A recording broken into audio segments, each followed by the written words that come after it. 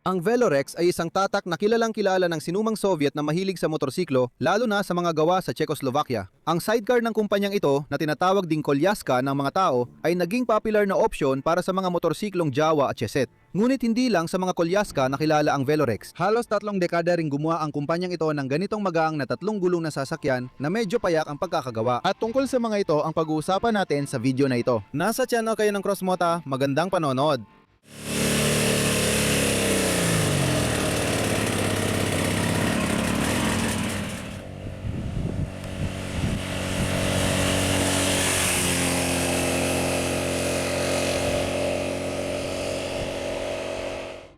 Kaya bago tayo magpatuloy sa pagtalakay sa mga sasakyan ng Velorex, kaunting kasaysayan muna. Ang mga sasakyan na ganito, ang uri ay may iba't ibang pangalan. Siklocar, autochikel, motorisadong karwahe, at lesokolesnik. Itutuloy pa. Kung ang disenyo ay may 4 na gulong, pakiusap, huwag itong ipagkamali sa isang quadricycle. Ang motokolyaska sa pangkalahatan ay dapat na maiba sa mikro-automobil kahit na hindi palaging ganap na malinaw ang pagkakaiba sa pagitan nila. Sa pangkalahatan, ang motokolyaska at micro-automobil ay may magkapareho o halos magkaparehong sukat. Ngunit kasabay nito, ang motokolyaska ayon sa pangalan nito ay ginawa gamit ang mga bahagi ng motorsiklo na naangkop sa paggamit para sa ganitong uri ng sasakyan. Ang mga unang disenyo ng siklocar ay nagmula pa nung huling bahagi ng ika-19 na siglo at unang mga taon ng ika-20 siglo. Ngunit ang pinakamalawak na paggamit ng motor na kolyaska ay nangyari sa Europa ng 2 beses at sa bawat pagkakataon ito ay naganap pagkatapos ng pandigdigang digmaan. Ang unang panahon ng kasikatan sa makatuwid ay nangyari noong dekada 1920 at ang pangalawa ay tumagal mula ikalawang kalahati ng dekada 40 hanggang kalagitnaan ng dekada 60. Simple lang ang dahilan. Karamihan sa mga naninirahan sa winasak ng digmaan na Europa ay hirap na hirap sa buhay at kailangan pa nila ng abot-kayang sasakyan.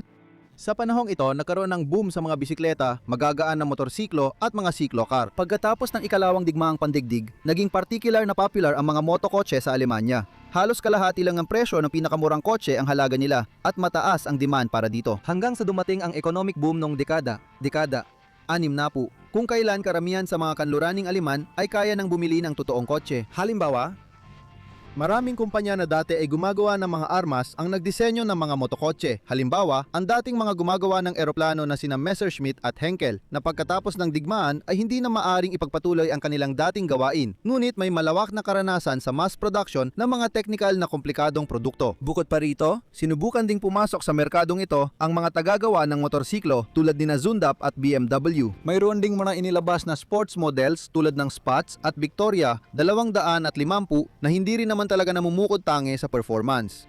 Sa kabuuan, palagay ko ay medyo malinaw ng pangkalahatang larawan. I-like ninyo at mag-iwan ng komento bilang suporta kung gusto ninyo. Malaking episode tungkol sa kasaysayan ng mga motokotse. Lumipat tayo sa Czechoslovakia. Nagsimula ang kasaysayan ng mga motokotseng Velorex noong taong 1936.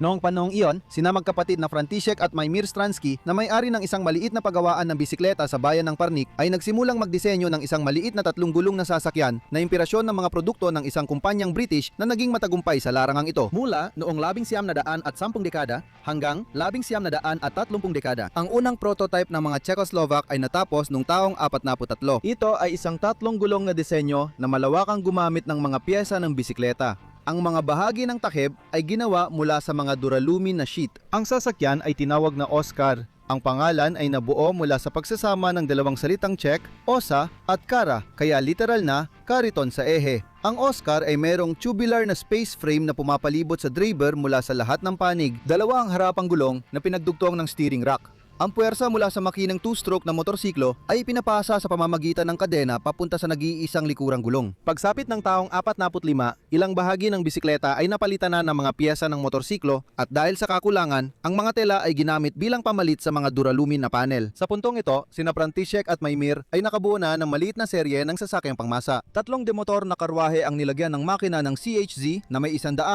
kubiko, 3 naman ay may 300 kubikong makina ng PAL at 6 pa ang may makina ng Yamaha Java na may 250 kubiko. Ang presyo ng sasakyang ito ay nasa humigit kumulang isang kapat ng halaga ng karaniwang kotse. Dahil hindi natugunan ng industriya ng Czechoslovakia ang pangangailangan ng mga tao sa mga kotse noong huling bahagi ng 40 dekada at hindi rin kayang bilhin ng ilan ang kotse, isang desisyon ang ginawa ng ilang opisyal at mga namumuno. Noong 1950, ang pagawaan ng mga Stransky ay inilipat sa isang maliit na kumpanyang pangproduksyon na Vela sa Hradec Králové na kalaunan ay pinalitan ng pangalan na Velorex. Noong 1951, ang mga kagamitan at 6 na manggagawa ay inilipat sa bagong pabrika sa bayan ng Solnice. Sa parehong taon, 120 Oscar na siklocar ang ginawa at makalipas ang isang taon, isa pang 180.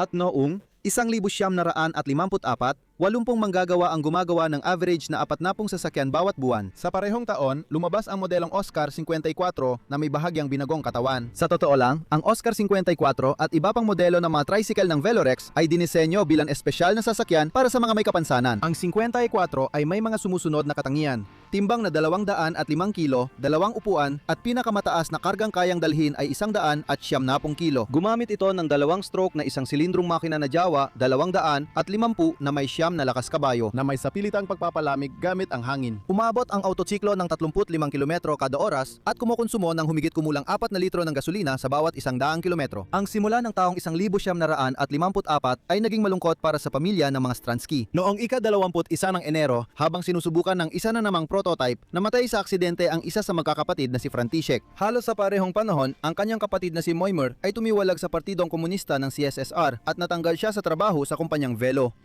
Hindi naman gaanong naapektuhan ang patuloy na paggawa ng 3 gulong na sasakyan, nagbago lang ng dahan-dahan ang pangalan ng mismong sasakyan. Noong 1955, inilabas ang modelong Velorex Oscar 16 na kalaunan ay tinawag na Velorex 16250. Ang bersyong ito ay ginawa hanggang 1963 taon, nilagyan ng 16 na pulgadang gulong at makina ng Java na tipo 353 na may 12 kabayo na lakas. Noong 1959, umabot sa 120 unit kada buwan ang produksyon. Sa kabuuan, mga 2,500 ang nailabas na modelo, 16,250, kabilang ang Oscar 54 noong 1960. Noong unang taon, nagsimulang gumana ang bagong pabrika sa lungsod ng Ryknov nad Gnieznoy na nagbigay daan para madagdagan ang dami ng ginagawang kadamitan. Taon-taon ay unti-unting namodernisa ang 3 gulong, nakatanggap ito ng mas malakas na makina, pinahusay na suspensyon at iba pa. Noong 1963, inilunsad ang 2 modelo, 16,175 at 16,350. Ang una ay nilagyan ng 175cc na 2-stroke na makina na may lakas na 11.5 kabayo mula sa scooter na Chiseta. Ang pinakamataas na bilis ng maliit na sasakyan ay umaabot ng 65 kilometro kada oras. Ito ay ginawa lamang sa loob ng 2 taon at umabot lang sa 800 piraso ang lumabas mula sa linya ng produksyon. Ang pinakasikat sa mga cyclocar ay ang modelong 16,350 mula 1,963 hanggang 1,971, mga 12,000 piraso ang nailabas. Ang sasakyang ito ay nilagyan ng 2 silindrong makina ng Java na may kapasidad na 350 kubiko at lakas na 16 na kabayo. Sa panahong ito, nagkaroon ng ilang kapaki-pakinabang na pagbabago sa teknolohiya. Noong 1963, lumitaw ang dynamo starter at mula noong 1968 ay nagsimulang maglagay ng hydraulicong clutch. Noong 1971, pinalitan ng 4 na gulong na Velorex 4530 ang 3 gulong na disenyo. Ang motokolyaskang ito ay nilagyan ng Java na 350 kubikong makina na may lakas na 17 kabayo at kayang umabot ng 80 kilometro bawat oras.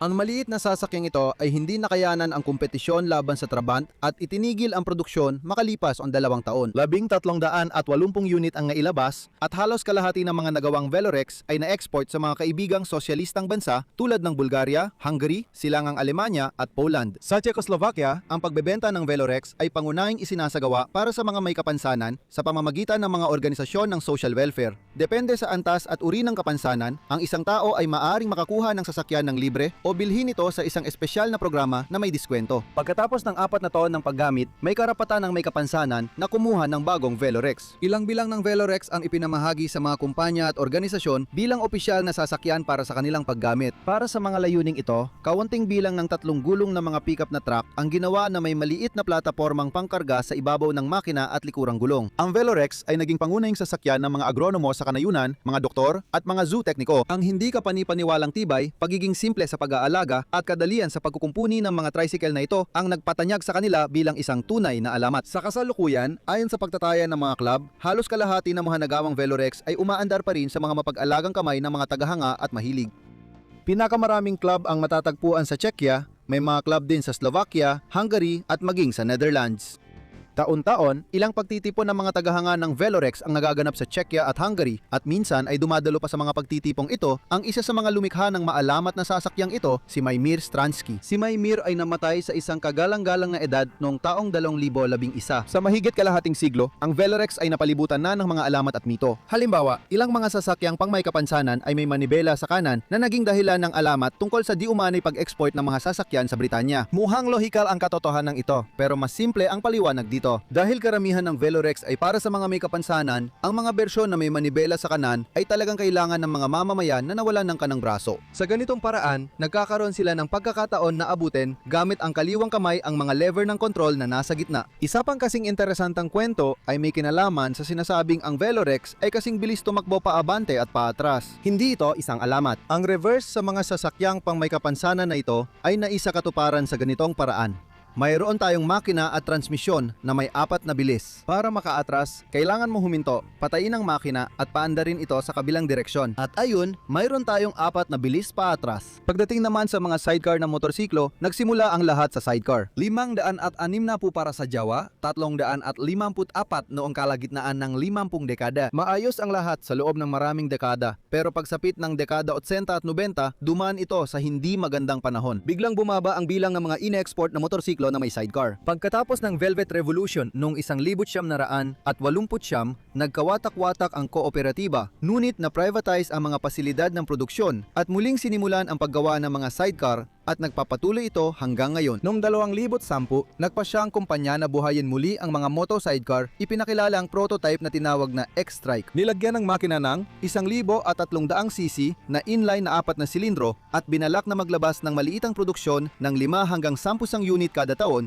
ngunit hindi naging matagumpay ang plano. Noong 2021, ipinakilala ang panibagong konsepto ng Velorex na sa lahat ng palatandaan ay nanatili lamang sa yugto ng prototype. Sa puntong ito mga kaibigan, dito na natatapos ang kwentong ito. Ganyan ang kwento ng maalamat na mga motokarwaheng Velorex na nagmula sa Czechoslovakia. Kung nagustuhan ninyo ang video, huwag kalimutang maging aktibo sa channel sa pamamagitan ng pag-share, pag-komento at pag-subscribe. Espesyal na pasasalamat sa lahat ng tumutulong sa aking channel sa pamamagitan ng pinansyal na suporta gamit ang mga detalye na nakalagay sa description. Hanggang sa muli nating pagkikita.